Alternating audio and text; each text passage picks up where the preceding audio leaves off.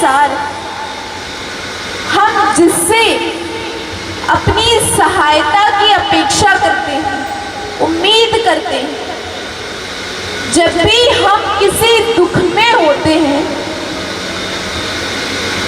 तब हमें लगता है कि हमारे सगे संबंधी हमारी सहायता क्यों नहीं करते। क्योंकि सुख में तो जब आप सुखी होंगे तब पूरी दुनिया आपके साथ होगी, लेकिन जब आप पे कोई बड़ी आपदा आएगी, आपको दुख का सामना करना पड़ेगा, तो वे 4 रिश्तेदार आपके साथ नहीं होंगे। अंत में सब छोड़ करके चले जाते हैं। को ना काऊ सुख दुख कर दाता, कोई किसी के सुख दुख का साथी नहीं।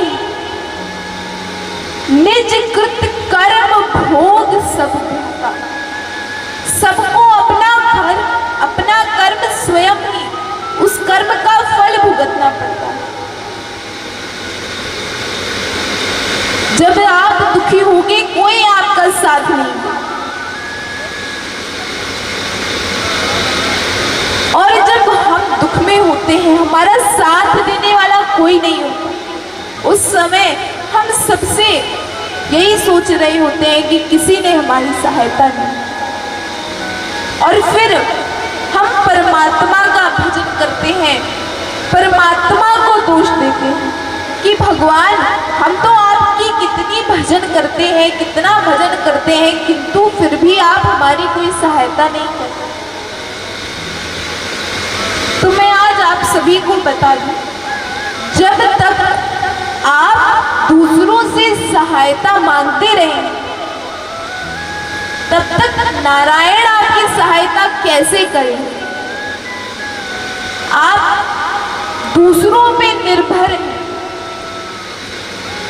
दूसरों से सहायता की उम्मीद करते हैं, सहायता की अपेक्षा करते हैं, लेकिन एक बार मेरे बांके बिहारी पर, मेरी राधा रानी पर निर्भर होगी तो देखिए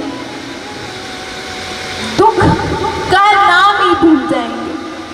क्योंकि जो व्यक्ति उनकी शरण में जाता है उसको तो दुख का कुछ पता ही नहीं होता, क्योंकि दिन रात दोपहर शाम हर समय वो उन्हीं के रंग में रंगा रहता है, उन्हीं की भक्ति में, बिना कोई चिंता, बिना कोई मोह, बिना किसी माया के लोभ लालच के।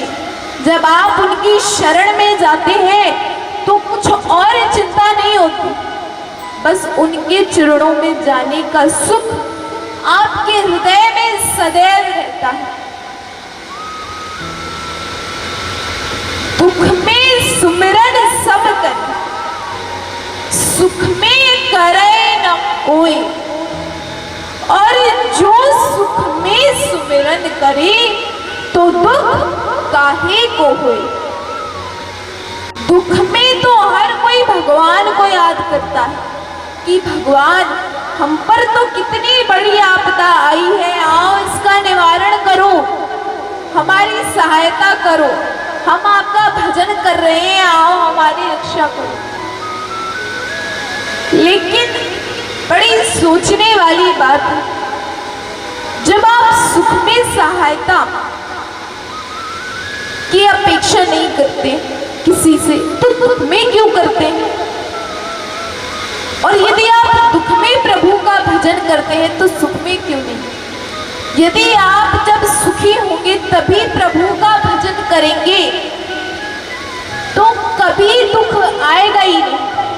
दुख आने का कारण क्या है, दुखी होते क्यों हैं, क्योंकि प्रभु का नाम नहीं है।